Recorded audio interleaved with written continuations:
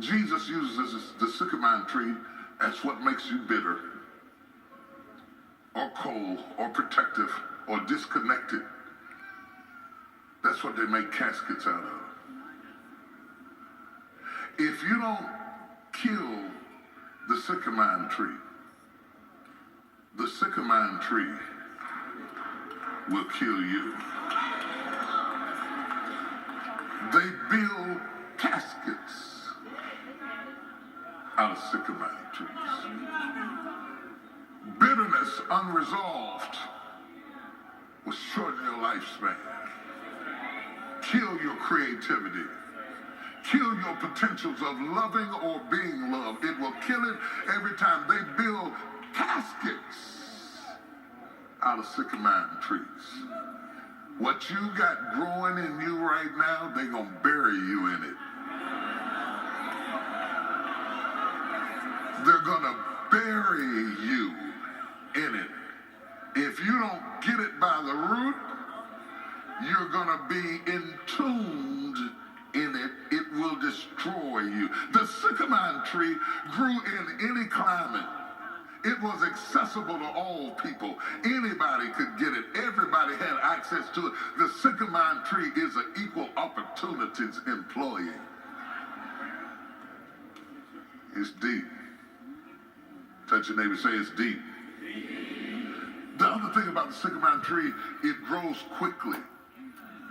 That's why it was common. That's why they used it for caskets. You could grow it in any climate, and it could grow fast. It could grow quick. You can get bitter quick. Bitter quick. You could be married to somebody for 3 years and be bitter about it for the next 30. Grows quick. Don't need no fertilizer. Doesn't have to have a certain climate to grow or operate in. It grows quick. It can mess up your entire future, destroy it. God busy trying to bless you. You busy canceling out whatever you did something. Whatever it was they did was quicker than what it cost.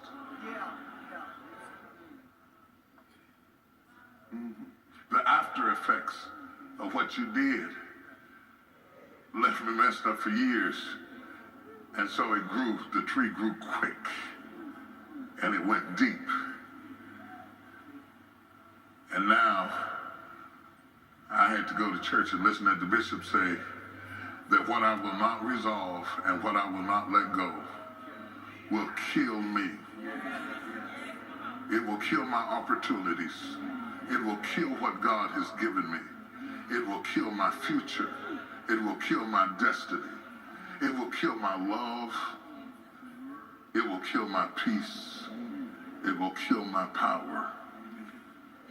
The sycamore tree was preferred for building caskets because it needed no rain. It could grow in dry places. Can I talk about your dry places this morning just for a minute? The dry, parched, needy places. Sycamore flourishes in what you didn't get, in what you don't know how to do, in the excuses you make to remain bitter. Sycamore thrives in that climate. It flourishes in that climate. Hit a branch all the way out and touch your kids.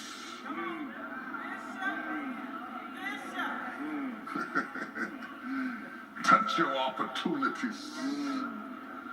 It'll reach so far to touch what you could have been.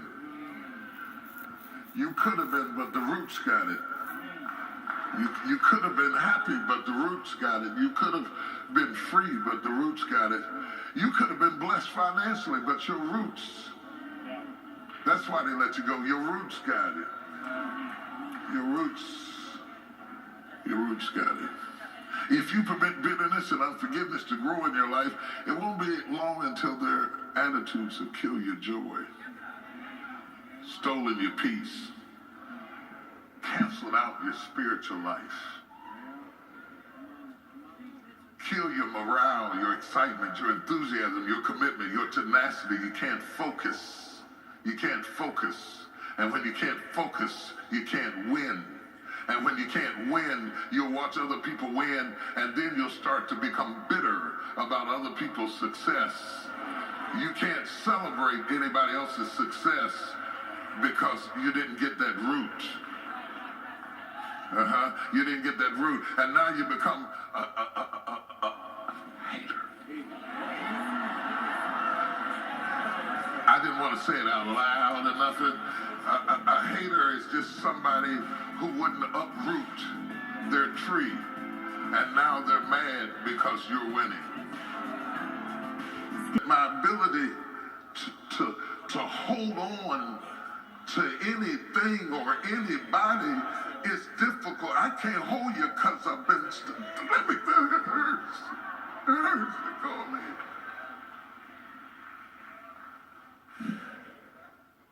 Stupid.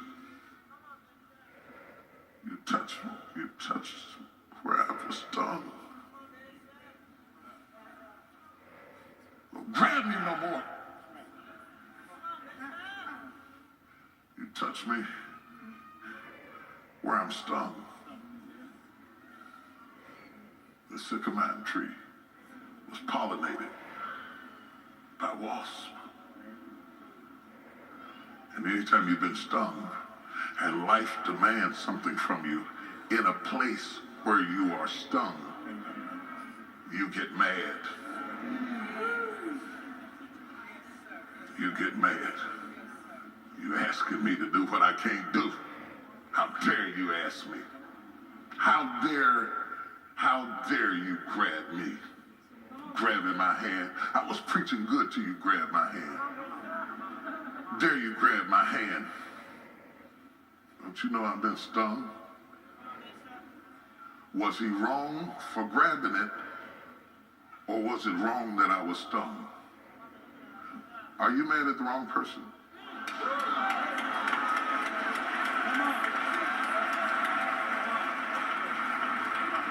Are you angry at the person who touched you? Or are you angry at the wasp that stung you?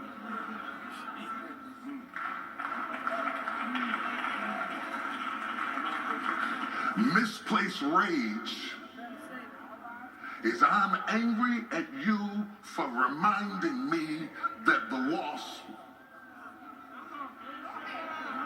Wonder how many times you've been stung. Wonder how many times you've been stung. Your stingers have had stingers. If you pull out your resume to justify your bitterness, it would be a long resume. It ain't just Willie, it was Bobby, it was Susie Mae, it was Cousin Johnson, and you remember what Aunt Cedar did, and all of that. You got a long resume of stuff that you collected. By the time you get 30, your train fills the temple.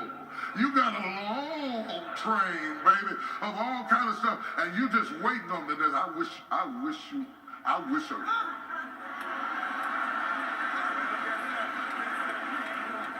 But isn't that a casket?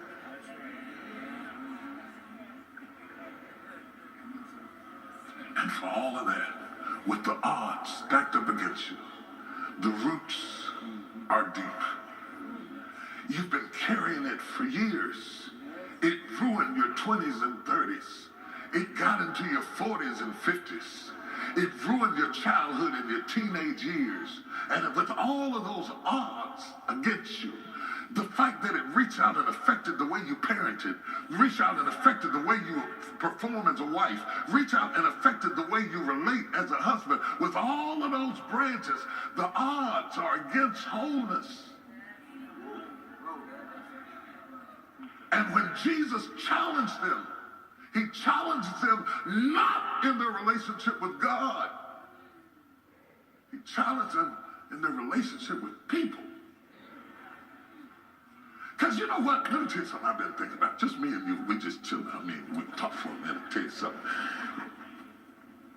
Jesus said, that all the laws and the commandments, the whole dadgum book, could be concluded in two things. If you love the Lord thy God with all your heart, your mind, and your soul, and love your neighbor like you love yourself, Jesus said you got the whole book. He said you get these two scriptures, you got the whole book down. The whole book is down. If you give God your everything, your heart, your mind, your soul, give him everything, the way you think, the way you function, the way you feel. If you open up all of your heart and give it to God. And that's the first problem. See, you come to church, you won't even worship. Because in order to worship, you have to give everything to God. And you've been closed so long, you'll sing, but you won't worship. You won't open up your belly, open up your belly, open up your root system. You won't put any water in those dry places. You just will stand there because you haven't opened up for years. But Jesus said, if you would release everything you got to God, everything you got to God, everything you got to God,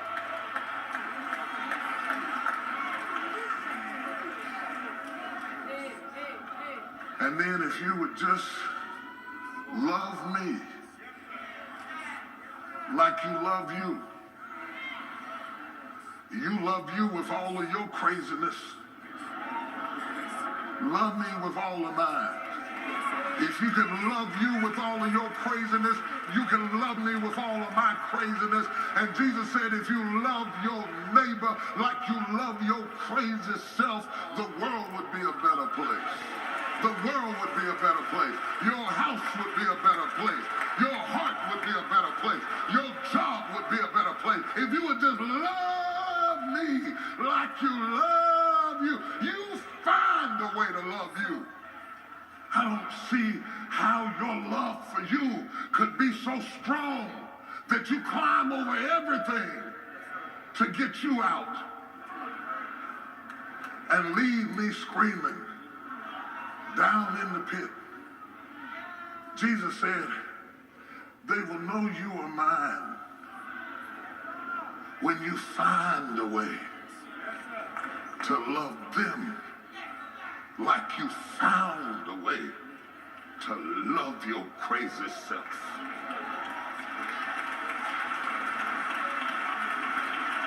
And for all of this, all you need is a little bit of faith to balance out the odds when the odds are stacked against you. Jesus said, I'm not sending no angels to fix this. I'm not sending no archangels to come down and rescue you. You can get up off your knees and stop asking me to fix your mess. You have the power within yourself to arise above this storm and this situation. I gave you enough faith to get out of the struggle you're in right now. I don't know who I'm speaking to today, but maybe the devil's been telling you you didn't have enough love. You didn't have enough mama. You didn't know your daddy. You didn't grow up in a good school. Nobody loved you right. Nobody. You don't need none of that to make it through life. All you need to survive what all you didn't get is a little bit of faith. No mama, but I got a little bit of faith. No daddy, but I got a little bit of faith. Didn't finish my degree, but I got a little bit of faith. I want everybody in the room that's got a little bit of faith to open your mouth